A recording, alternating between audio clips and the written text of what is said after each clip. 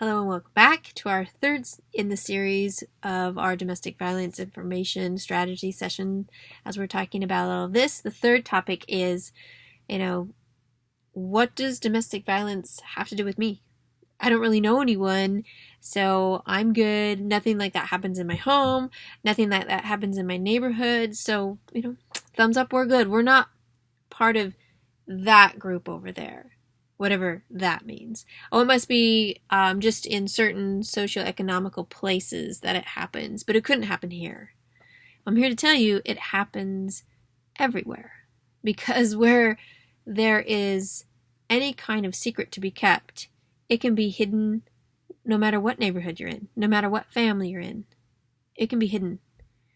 So, some of you might be co-workers with someone that you might just notice in your gut, something's off. I don't know what's going on, but something just doesn't feel right. And I want to be able to help, but I don't know what to say.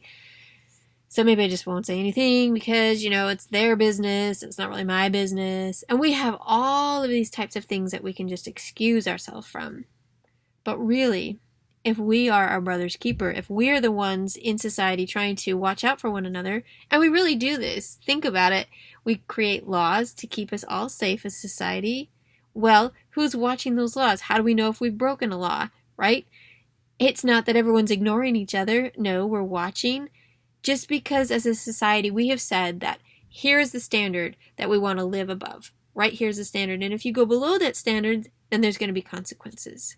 Now, I find that very interesting, but in this case of domestic violence, so many people excuse themselves from that. Oh, well, again, it's just must be over there, must be over there. No, it's everywhere and it's around you. If you just kind of hyper-focus a little bit, you'll start to notice people, you'll start to notice things that are happening.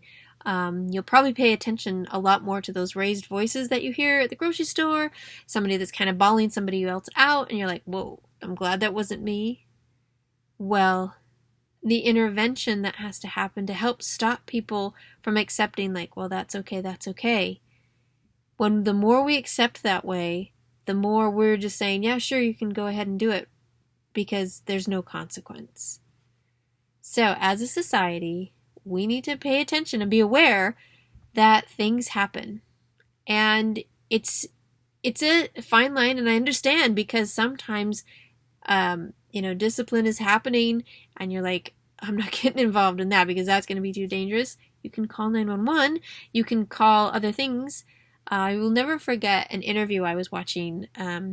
It happened in Australia. And there were all these newscasters around, and they were all sharing their opinions about domestic violence, this, that, and the other. And they were all these experts, and they had everything written out, and they were just all this, da-da-da-da-da. Well, one of them said, one night I heard a lot of commotion at the next door. They lived in a, I would say, probably in a apartment complex, condo kind of complex. Regardless, she started to hear a lot of commotion, yelling, and things where she felt like things were being thrown and crashing sounds.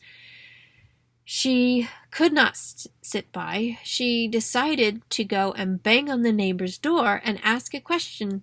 Is everything all right in there? It stopped. The banging stopped. The screaming stopped. Everything stopped. Now, she didn't ask to come in. Thankfully, the person didn't come out. And I know that's a dangerous situation, but she felt in her gut something had to be interrupting. If you've ever noticed anyone in a tantrum of any kind, that suddenly when they get interrupted, everyone just kind of well, what was happening in the first place? It just stops. And so that knock on that door was definitely something that stopped whatever was happening behind that door. Now, she contacted police, and they came and, took care of the situation. So I'm not recommending that per se, but I am recommending to be aware of things. And if you think that domestic violence doesn't impact you, wait till you hear the fourth study that we're going to be talking about in this vlog series on domestic violence. So we will see you then.